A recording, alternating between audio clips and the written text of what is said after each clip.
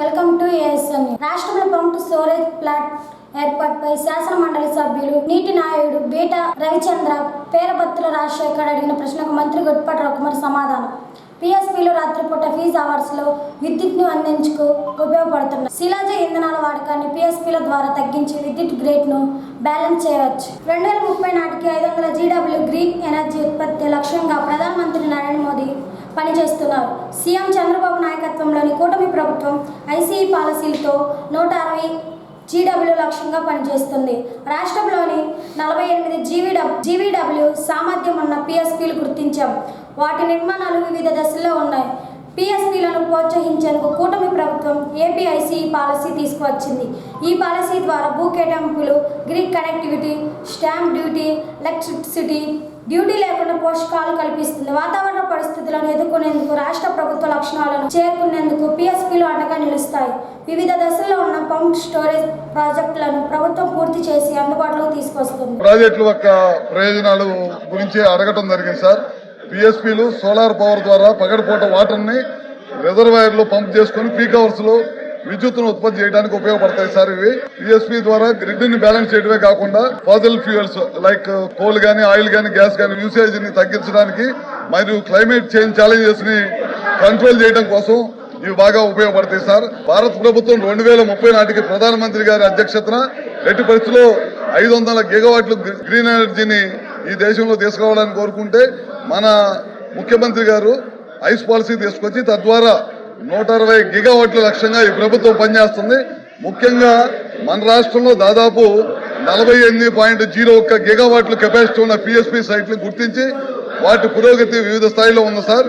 పిఎస్పీల అభివృద్ధిని ప్రోత్సహించేందుకు రాష్ట్ర ప్రభుత్వం ఐస్ పాలసీ 2024 ద్వారా land facilitation, grid connectivity, waiver of stamp duty మరియు ఎగ్జామ్షన్ ఆఫ్ ఎలక్ట్రిసిటీ డ్యూటీ వంటి ప్రోత్సాహాలు ఈ ప్రభుత్వం కలిగిస్తుంది సార్. అవే కాకుండా దేశంలో first reverse pumped project Nagarjuna Sagar లో ఉంటే దాన్ని అనుసరించి ముఖ్యమంత్రి గారు పిన్నాపురంలో దేశంలోనే ఫస్ట్ పిఎస్పీ ఆంధ్రప్రదేశ్ లో ఉండటం గర్వకారణం సార్. అది సిబిఎన్ గారు రూపకర్తగా చెప్పుకోవటంలో ఏమాత్రం కూడా సందేహం లేదు. వీటి వల్ల చాలా పెద్ద ఉపయోగం ఉంటుంది. రాబోయే రోజుల్లో క్లైమేట్ ఛాలెంజెస్ ని మీట్ కావడం కోసం అదేవిధంగా మనం ఎట్టి పరిస్థితుల్లో 160 GW 48 GW ఎట్టి పరిస్థితుల్లో ఈ ప్రభుత్వం తొందరలోని వివిధ దశలోనే అన్ని కూడా సర్వే పూర్తి చేసి అన్నిటి కూడా పూర్తి చేసిద్దని చెప్పి మీ ద్వారా సభ్యులకు తెలియజేస్తున్నారు. ప్రకాశం జిల్లా అద్దెకి మండలం శ్రీ సింగరకొండ ప్రసన్నాంజనేయ స్వామి దేవస్థానం నందు విజయవాడ వాస్తవ్యులు కండి వెంకటేశ్వరరావు గారి జ్ఞాపకార్థం వారి ధర్మపతి పద్మావతి, భానుప్రియ, హరీష్ దేవస్థానం నిత్య అన్నదానానికి 35,000 విరామానం ఆలయ ప్రధాన అర్చకులు కోట లక్ష్మీనారాయణ గారికి అందజేసినారు.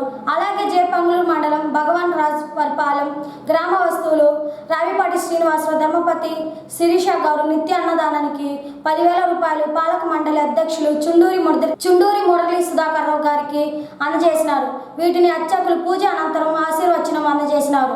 ఈ రోజు శ్రావణ మాసం మంగళవారం కావడం వల్ల భక్తులు అధిక సంఖ్యలో దేవస్థానంకు వచ్చి స్వామివారిని దర్శనం చేసుకున్నారు. రిపోర్ట్ సాంబశివరావు. మైనింగ్ అధికారి శివశంకర్, సిఐ అధికారులు కట్టుకున్నారు. బల్లికుర్వ గ్రానైట్ క్వార్టీర్లు చేమకుర్తి పాలనలో డిఎంఎస్ శివశంకర్ పై వచ్చిన ఆరోపణలతో తనిఖీలు చేశారు.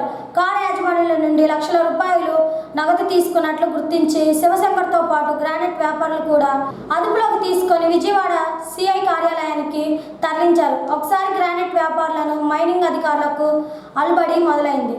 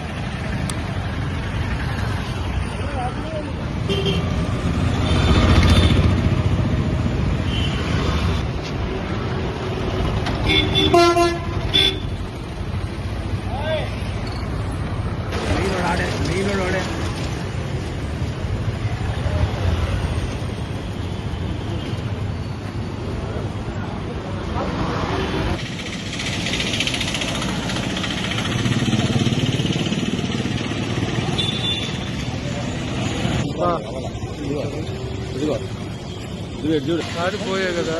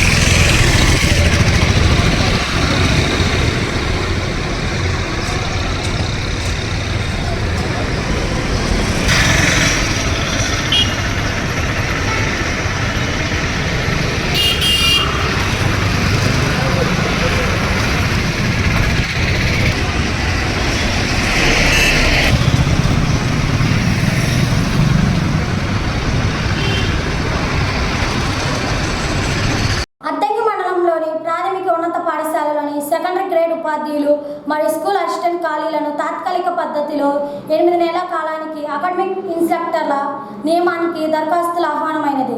ఎస్డిటి ఖాళీల వివరాలు: MPPS Dharmavaram H1, MPPS Kalavakuru AA1, MPPS Gurravaripalem 1, MPPS Kunkupadu 1, MPPS Kongupadu 1. School assistant English ఖాళీలు: జడ్పీహెచ్ఎస్ చక్రాయపాలెం 1, శ్రీ ప్రకాశం ప్రభుత్వ బాలిక ఉన్నత పాఠశాల అద్దంకి 2, శ్రీ ప్రకాశం బాలుర ఉన్నత పాఠశాల 1, school assistant PS ZPHS school Chakrayapalem 1, school assistant biology science Sri Prakasam ప్రభుత్వ బాలుర ఉన్నత పాఠశాల అద్దంకి 1, శ్రీ ప్రకాశం ప్రభుత్వ బాలిక ఉన్నత పాఠశాల Addanki 1, school assistant social study ZPHS Timmayipalem 1, Sri Prakasam బాలుర ఉన్నత పాఠశాల అద్దంకి 1.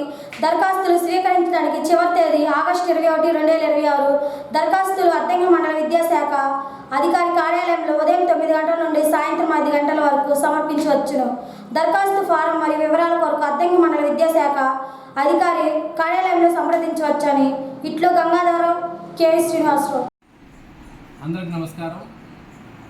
ఆంధ్రప్రదేశ్ ప్రభుత్వ ప్రాథమికోన్నత పాఠశాలల్లో ఖాళీగా ఉన్న ఉపాధ్యాయుల స్థానంలో అకాడమిక్ ఇన్స్ట్రక్టర్ల నియామకానికి నోటిఫికేషన్ విడుదల చేసింది. దీనిలో భాగంగా అద్దంకి మండలంలో 5 ఎడ్జిటి ఖాళీలు ఉన్నాయి.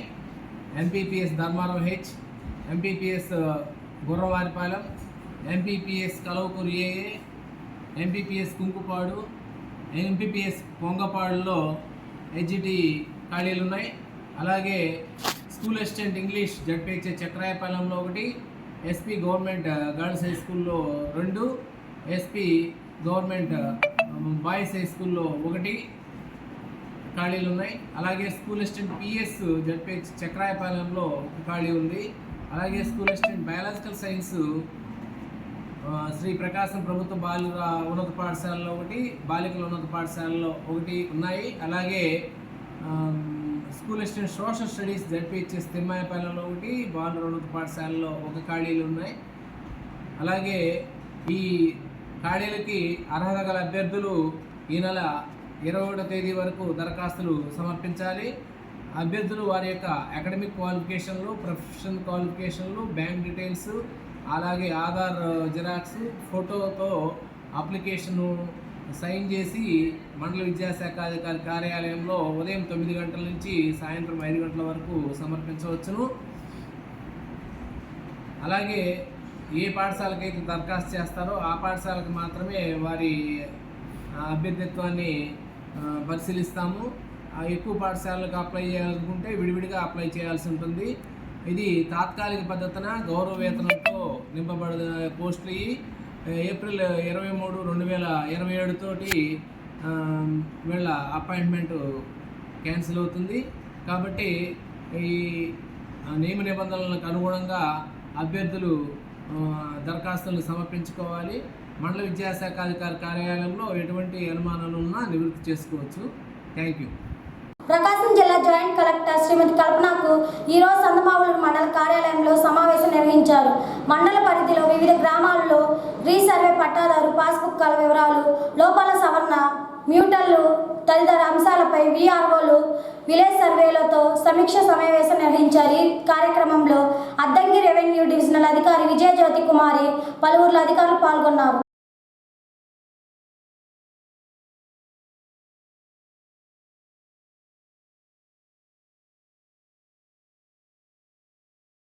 అద్దంకి పట్టణంలోని ఎన్టీఆర్ సమీపంలో గల ఊర చెరువులో పలు అభివృద్ధి కార్యక్రమాలకు బీజం పడింది. సోమవారం ఎన్టీఆర్ కాలనీ వాసులు కొబ్బరికాయ కొట్టి పనులు ప్రారంభించారు. ఈ కార్యక్రమంలో కాలనీ నాయకులు అద్దంకి వెంకటేశ్వర్లు, వనపర్తి దుర్గప్రసాద్, అద్దంకి హనుమంతరావు, వెంకట్రావు, బ్రహ్మయ్య, వెంకటన్న తదితరులు పాల్గొని కూటమి ప్రభుత్వం ఏర్పరిచిన తర్వాత రాష్ట్ర విద్యుత్ శాఖ మంత్రి గొట్టిపాటి రవికుమార్ కృషితో ఊర చెరువుతో సుమారు 80 ఎకరాల్లో పలు అభివృద్ధి పనులు ప్రారంభించారని కేంద్ర రాష్ట్ర ప్రభుత్వాల నుంచి నిధులు సమకూర్చిన కూటమి నాయకత్వాన్ని కాలనీవాసులు ధన్యవాదాలు తెలిపారు.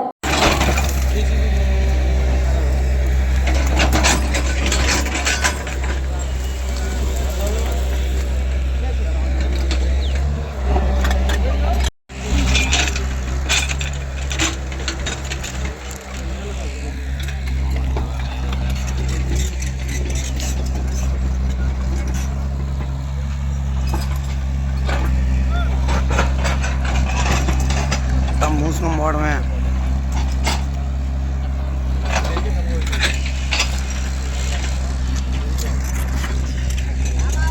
అద్దంకి మండల శాంతినగర్ వద్ద గుర్తు తెలియని బుల్లెట్ వాహనం ఢీకొని వెంబరాల గ్రామానికి చెందిన సన్నిరెడ్డి వరలక్ష్మి 70 సంవత్సరాలు హైదరాబాద్ నుండి వచ్చి శాంతినగర్ స్టేట్ వద్ద బస్తీకి రోడ్డు దాటే క్రమంలో నామ్ హైవేపై గుర్తు తెలియని వాహనం ఢీకొట్టి వెళ్లిపోయింది.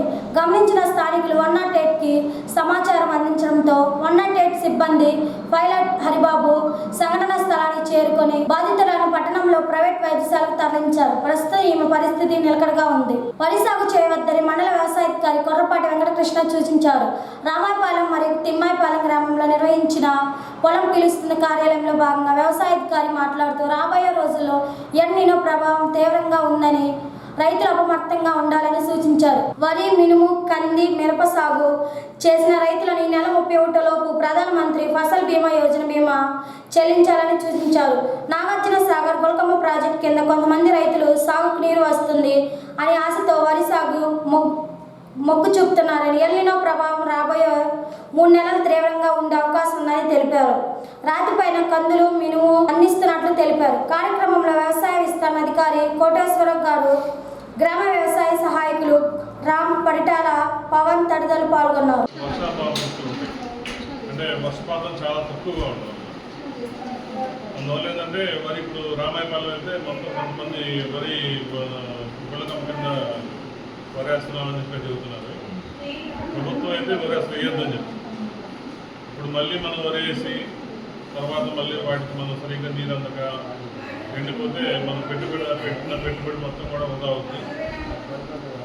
ప్రభుత్వ విజ్ఞప్తి అలాగే వ్యవసాయ శాఖ విజ్ఞప్తి ఆలోచించి మీరు ప్రతి రోజుకి మనకి భూగర్భ జలాలు కూడా అడుగడుతాయి. మన టౌన్లో మంచినీళ్ళు కూడా సరిగా అందే పరిస్థితి లేదు. అటువంటి పరిస్థితుల్లో మనం ఇప్పుడు నాగాడేసి దానికి మళ్ళీ మనం పెట్టుబడి పెట్టిన తర్వాత మంచి బాగా గిన్నె పాలు వస్తున్న మనం మంచి పీక్ స్టేజ్లో వాటర్ లేకపోతే మనకు చాలా ఇబ్బంది అవుతుంది. కాబట్టి మీరు అంతా గమనించి వరి అయితే సాగు చేయడానికి ఎవరైనా 1 ఎకరం లేకపోతే 1.5 ఎకరం ఇంటి గింజలు వేసుకుంటే వాళ్ళు కూడా తప్పనిసరిగా ఇన్సూరెన్స్ చేయించుకోండి. ఈ నెల 31వ తేదీ వరకు మనకు అవకాశం ఉంది. మీరు 800 రూపాయలు కట్టాలి ఎకరానికి ఇన్సూరెన్స్. అది చాలా తక్కువ అమౌంట్. మనకేంటంటే మనం ఏదైనా నష్టపోతే 40-45 వేల రూపాయలు మనకి ఇన్సూరెన్స్ ఎకరానికి చెప్పారు. కాబట్టి తప్పనిసరిగా ఇన్సూరెన్స్ కూడా ఈ నెలలో పెట్టుకోవచ్చు.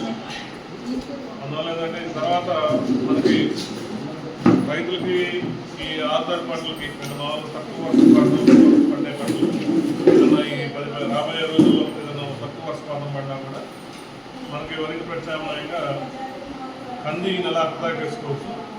మినుము అయితే సెప్టెంబర్లో కూడా వేసుకోవచ్చు. మీకు ఇబ్బంది అయిపోతుంది.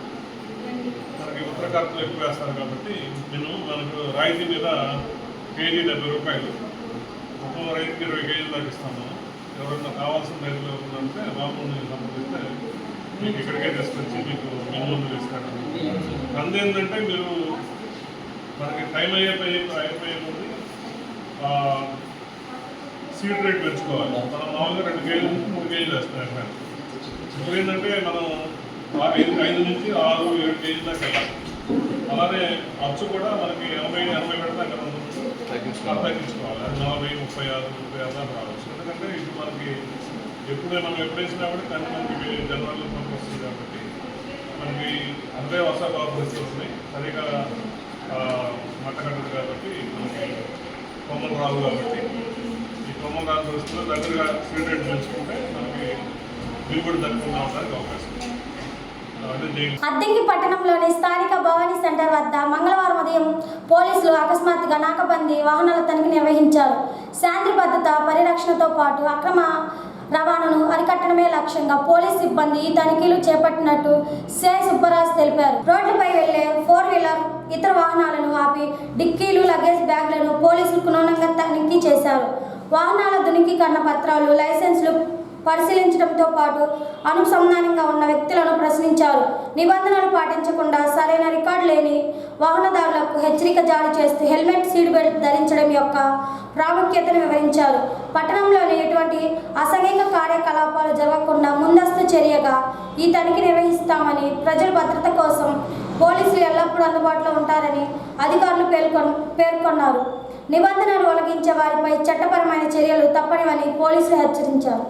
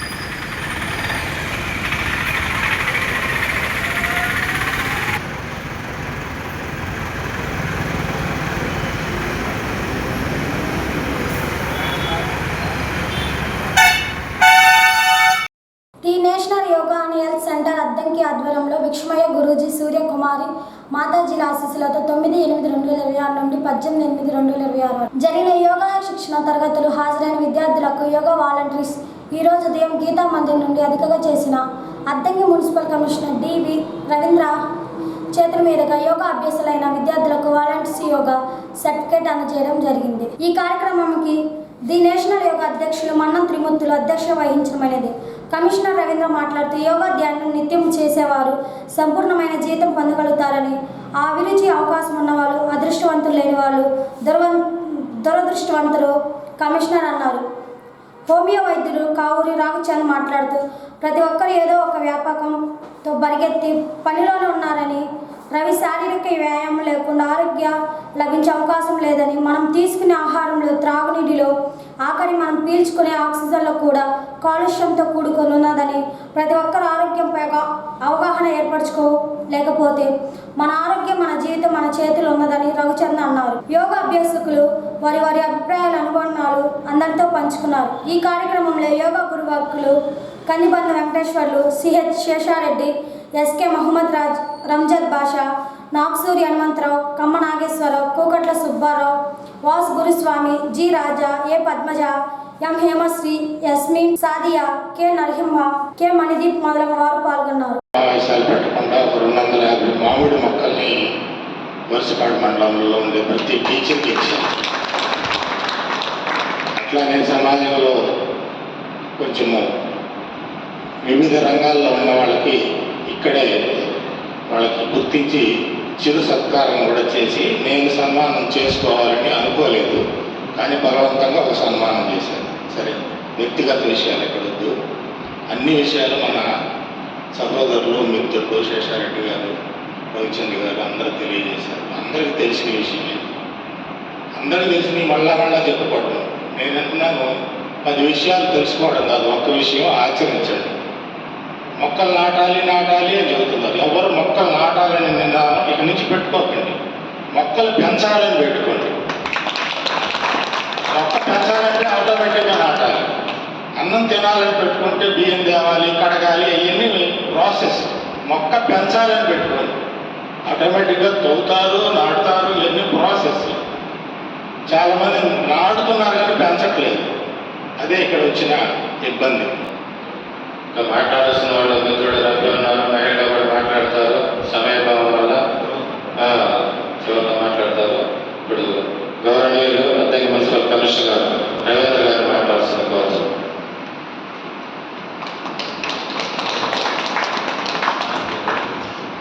అందరికీ నమస్కారం అండి. ఇక్కడ ఉన్నటువంటి పెద్దలు త్రిమూర్తులు గారికి, గురువు గారికి, అదేవిధంగా శేషారెడ్డి గారికి, భాషా గారికి, అందరికీ కూడా అందరికీ నమస్కారం. అదేవిధంగా మనం ఈ nature yoga health care centre అనేది మరి 9వ తారీఖు నుండి 18వ తారీఖు వరకు యోగా క్లాస్ అనేది నిర్వహించి అవేర్నెస్ క్యాంపింగ్ చేస్తారని చెప్పడం జరిగింది. త్రిమూర్తులు గారు కూడా అంటే నిన్న నన్ను ఇన్వైట్ చేయగానే నేను కూడా వస్తానని చెప్పాను. ఎందుకంటే మాకు గవర్నమెంట్ ప్రోగ్రామ్ ఉంది యోగా డే నుంచి మన గౌరవ మోడీ గారి ప్రోత్సాహంతో రాష్ట్రవ్యాప్తంగా దేశవ్యాప్తంగా యోగా కార్యక్రమాలు చేశాం. మేమైతే 1 మంత్ టౌన్ మొత్తం చేశాము. మన దగ్గర నుంచి చంద్రలూరుకు చెందినటువంటి పిల్లలు స్టేట్లో కూడా పార్టిసిపేట్ చేసి ఫస్ట్ ర్యాంక్ సాధించారు. అంటే మన మున్సిపాలిటీ తరఫున వెళ్ళారు, వేరే సంస్థలు జరిగింది.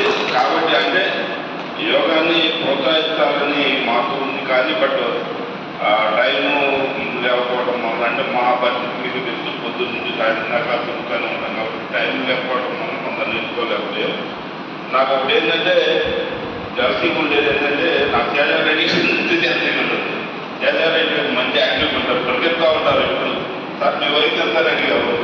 70 ఎంత సార్ అడిగారు? 77 సంవత్సరాలు చెప్పారు. నాకే 40 సంవత్సరాలు. నిన్న అయితే అవ్వలేదు. ఆయన చాలా యాక్టివ్గా ఉంటారు. అంటే ఒకసారి అడిగితే ఒక వారం రోజులు నాకు అప్పుడే పడతారు మీ బాడీని అన్నాడు. కాబట్టి అన్ని నా వల్ల కాలేదు, నా వల్ల అయితే కాల. కాబట్టి మీరందరూ చాలా మంచిగా ఒక యోగా అనేది నేర్చుకోవాలనే కాన్సెప్ట్లో మీరందరూ ఒక ఇంట్రెస్ట్ తీసుకుని అందరూ కూడా పార్టిసిపేట్ చేసినందుకు మీకు అందరూ కూడా ధన్యవాదాలు తెలియజేస్తా ఉన్నాను. సార్ అన్నట్టు ఈ కార్యక్రమం అయిపోయిన తర్వాత దీన్ని వదిలేయకుండా దీన్ని కంటిన్యూ చేయడం. తర్వాత ఏదైతే మన త్రిమూర్తుల గారి బ్యాచ్ ఉందని చెప్తారో ఆ బ్యాచ్లోకి కూడా ఇంకా మీ సాధ్యులు ఎవరైతే ఉన్నారో అసలు వాళ్ళని కూడా మీరు ప్రోత్సహించడం. ముఖ్యంగా చిన్నపిల్లలకైతే ఇది ఎక్కువగా ఇంట్రెస్ట్ వంటపడుతుంది. మనకన్నా కూడా చిన్నపిల్లలు ఫస్ట్ నుంచి నేర్చుకుంటే వాళ్ళ జీవితాంతం హెల్త్ ఇష్యూస్ లేకుండా డాక్టర్ గారు చెప్పినట్టు హాస్పిటల్కి వెళ్ళకుండా మనమే ఇంట్లో ఏదైతే యోగా ద్వారా ప్రాణాయామం ద్వారా మిగతా ఇష్యూస్ అన్నీ కూడా మనం చేసుకోవచ్చు. అదేవిధంగా చెట్లు నాటం అనేది కూడా చెప్పారు. చెట్లు నాటం కాకుండా మాస్టర్ చెప్పినట్టు చూడండి, మాస్టర్ కూడా రిటైర్డ్ అయ్యారంటే నేను దగ్గరలో ఉన్నాను, కానీ మాస్టర్ యాక్టివ్గా ఉన్నారు నాకన్నా. అంటే మనకున్న వాళ్ళు చేసేటువంటి వ్యాయామాల వల్ల మాత్రమే బాడీ అనేది కంట్రోల్లో ఉంటుంది. అదేవిధంగా మనకు వ్యాయామాలకు సంబంధించి మినిస్టర్ గారి ద్వారా కొంత కార్యక్రమాలు మేము ఇప్పుడే స్టార్ట్ చేసాము. ఏదైతే మన ఓకే ఉందో దాన్ని 5.1 కోట్లతో దానికి వాకింగ్ ట్రాక్ అనేది చేయడం జరుగుతూ ఉంది. దానిలో ప్లాట్ఫామ్ కూడా కంటిన్యూ చేస్తూ ఉన్నాం. మినిస్టర్ గారు దాని గ్రాంట్ కూడా ఇచ్చారు. అదేవిధంగా కాలేజీ గ్రౌండ్లో ఒక జిమ్ అనేది చేయమన్నారు.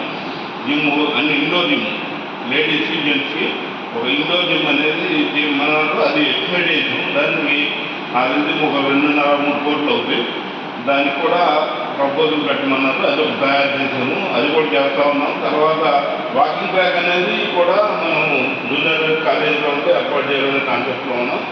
తర్వాత మ్యాక్సిమం ఒక లైబ్రరీ సాధించిన వాళ్ళు ఒక లైబ్రరీ అనేది కట్టాలనే ఉద్దేశంలో ఉన్నారు. దానిలో కూడా మా హెల్ప్ అయితే ఉంది. కాకపోతే అది ఎడ్యుకేషన్ వేరే వాళ్ళకి మనం కొంచెం లేట్ అయింది. స్థలం అనేది ఎన్ఎస్పీలో ఇచ్చాము. అక్కడ ఏదైతే యోగా సెంటర్ కూడా ఒకటి ప్రపోజ్ చేసాము. అందులో ఇట్లా మీరు నేర్చుకోవడానికి ఒక యోగా సెంటర్ ఓపెన్గా అది కూడా ఒకటి ప్రపోజ్ చేసాం. ఇవన్నీ కూడా 1.5 కోట్లతో నేను ప్రపోజల్ తయారు చేసి పంపించాను. అది కూడా నేనైతే మన మున్సిపాలిటీ నుంచి 30 లక్షలు కూడా ఇవ్వడం జరుగుతుందని చెప్పడం జరిగింది. అది కొంచెం పెండింగ్లో ఉంది. అయినప్పటికీ ఏదైనా ఈ సంవత్సరం ఆగస్టు కానీ నెక్స్ట్ ఇయర్ ఫస్ట్లో కానీ ఇవన్నీ కూడా అర్థం పురపాలనలో తీసుకొచ్చి ప్రజలకి ఏదైతే వ్యాయామాలు చేయడానికి మంచి కార్యక్రమాలు చేయడానికి పురపాలన చేస్తుందని తెలియజేస్తా ఉన్నాము. అదేవిధంగా మీరందరూ కూడా ఇది కంటిన్యూ చేస్తారని నేను కోరుకుంటూ ఉన్నాను. అదేవిధంగా ఈ యోగా కార్యక్రమాన్ని చేయడానికి ఈ త్రిమూర్తులు గారు ఒక సొసైటీ స్థాపించడం, ఆ సొసైటీ ద్వారా భాషా మాస్టర్ని అదేవిధంగా జయరారెడ్డి గారిని తీసుకోవటం. మరి ఇంతకుముందు మనం యోగా చేసినప్పుడు ఒకసారి గురువు గారిని కూడా అడిగినట్టున్నాం. మనం ఒకసారి మా ఆడవాళ్ళు కూడా జ్ఞాపకానికి రమ్మని గురువు గారిని కూడా అడిగాము. అప్పుడు గురువు గారు బిజీ ఉండటం వలన రాలేదు. ఈసారి ఏదైనా ఇష్యూ ఉంటే గురువు గారిని కూడా రిక్వెస్ట్ చేస్తా ఉన్నాం. ఒక 2 రోజులు మాకు కేటాయిస్తారుగా రిక్వెస్ట్ చేస్తూ ఈ అవకాశం ధన్యవాదాలు. ఇంతటితో న్యూస్ సమాప్తం. నమస్కారం.